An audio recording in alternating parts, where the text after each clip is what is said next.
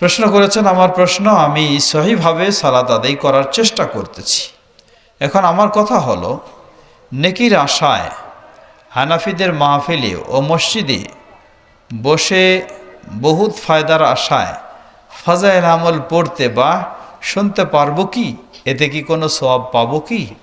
জবাব, বহুত সওয়াবের জায়গায় তো বহুত গুনাহ হয়ে যেতে পারে।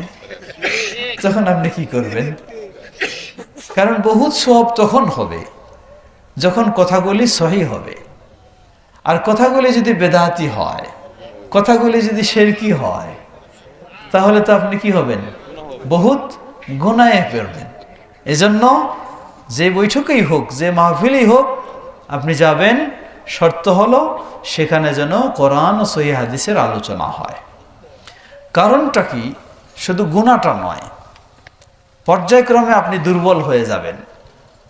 আপনি যখন এমন কিছু শুনতেই থাকবেন, শুনতে শুনতে ওটাই তখন আপনার ভিতরে মজা পাবে, তখন আপনি আর সঠিকটার চিন্তা করবেন না।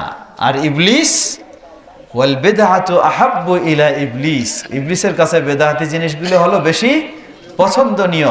ইবলিস এইগুলি আপনার ভিতরে খুব আকর্ষণীয় করে তুলে ধরবে। তখন আপনি বলবেন, কিসের তাকওয়া মসজিদ, এখানে কত মজা আছে। হ্যাঁ, কিসের তাকওয়া মসজিদে যাব, কি ওখানে ওয়াজ শুনবো আর খুতবা শুনবো, এই কত সুন্দর টান দেয়, কত সুন্দর কাহিনী শোনায়, হ্যাঁ, মন ভরে যায়। এই বলে আপনি একেবারে কি হয়ে যাবেন?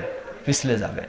এই জন্য অবশ্যই আপনি কখনো সেগুলিতে যাবেন না, বসবেন না যেখানে কোরআন ও সহিহ হাদিসের নির্ভরযোগ্য আলোচনা নাই। সেখানে যাবেন না, সেখানে বসবেন না, সেখানে কখনো সঙ্গ দেবেন না। এটি নিজেকে ধ্বংস করার পথে আপনি পা বাড়ানো ছাড়া কিছুই নয়। আল্লাহ আমাদের সতর্ক থাকার তৌফিক দান করুন। কথা দীর্ঘ না করে এখানে শেষ করছি। আল্লাহ আমাদের সকলকে কোরআন সুন্নাহ আলোকে সঠিক দিন মেনে সঠিক দিনের উপর